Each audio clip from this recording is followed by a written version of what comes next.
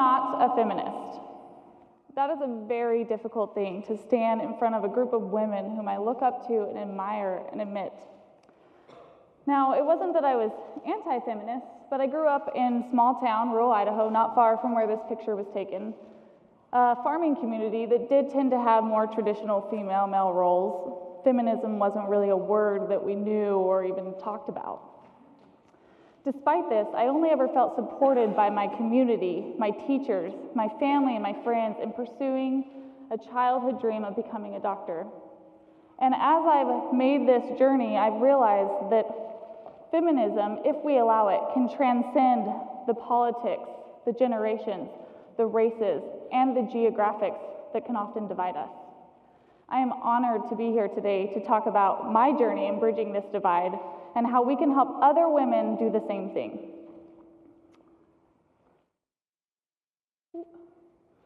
Last year at FIX 2017, I left feeling inspired, educated, and challenged in my way of thinking. Despite this, I often felt like I was not feminist enough. You know, these women are my mentors, my colleagues, my friends, my program director, many of who are still sitting out in the audience today, my biggest support. And you know, when I look at them, I think, man, they have this feminist thing figured out. And as I left for,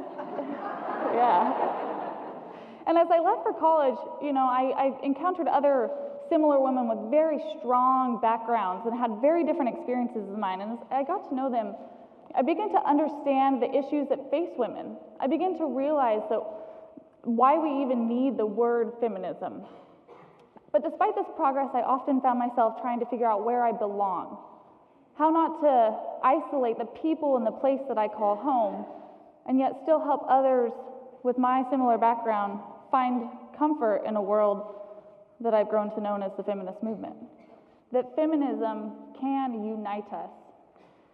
I once thought that my feminism journey started as I left for college, but I've realized that all of my life experiences have shaped the way I view the world and see myself as a woman in it.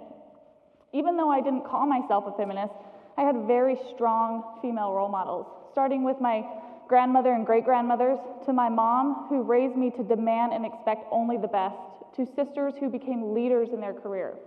None of these women would identify as feminists, but they embody everything the word means. And in this regard, my view of feminism was learned behavior. Going home was a comfort because the people there were the cornerstone of my childhood upbringing. And despite how my views may have changed or grew different from theirs, they always met me with unconditional love.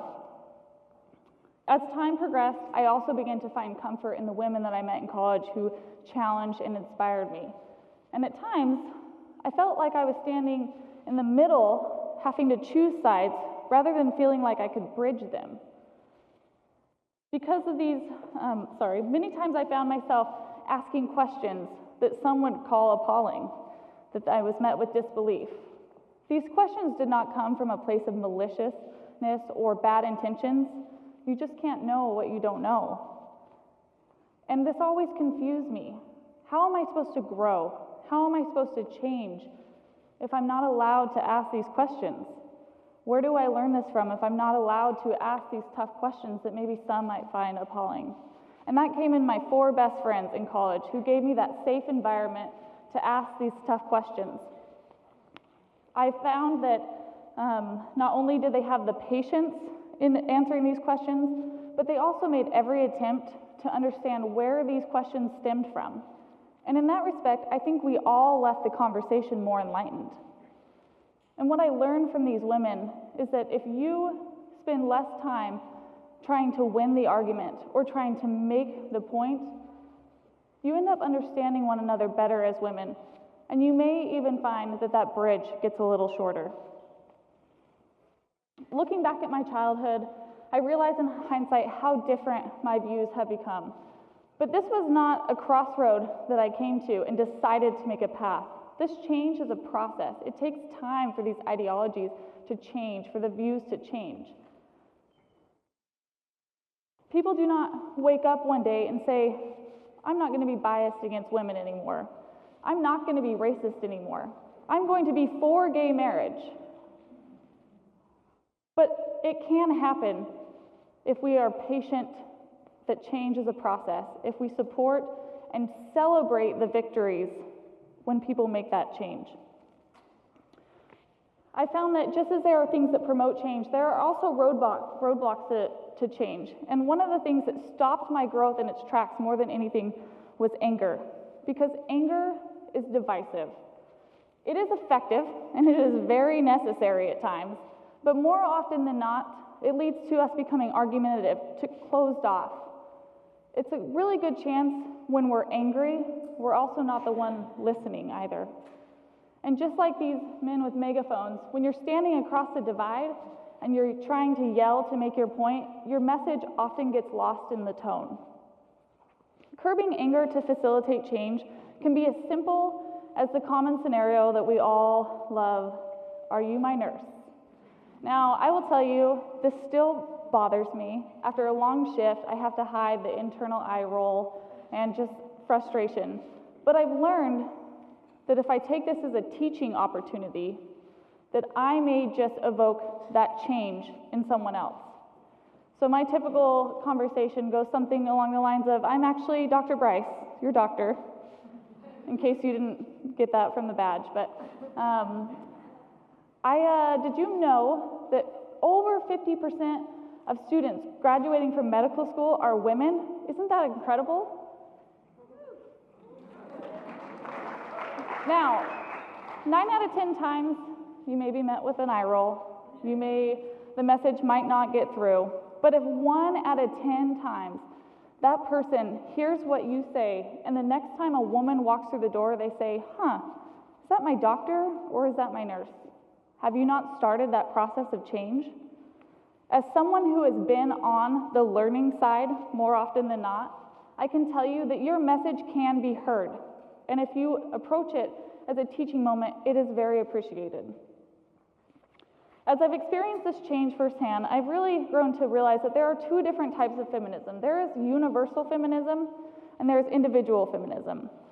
While universal feminism, to me, is things such as fighting for equal pay, for equal opportunities in the workplace, fighting that we don't have to have sexual references made to us at work, that's something that I think generally all women can support.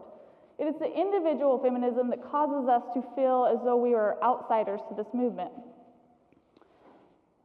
Many women may identify as any number of things, and each of these women bring a unique voice to this movement. And I challenge you to think that if we start excluding certain voices because we don't like what they have to say or they're different than ours, are we any different than the men and the institutions that have refused to give us a seat at the table?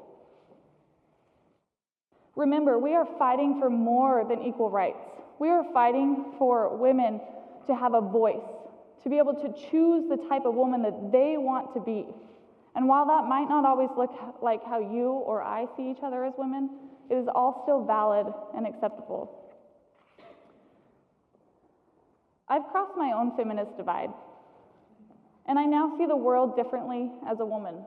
I still have a long ways to go, but I'm pretty proud of the journey that I've made. I hope that by sharing this story on bridging my own divide, that we may all approach people who may be on a different point of the feminist spectrum with a demeanor that promotes change. May we all attempt to understand one another's perspectives. May we communicate with less anger. May we realize that change is a process, and remember that you may be guiding someone to be able to stand on this stage and proudly say, "I am a feminist."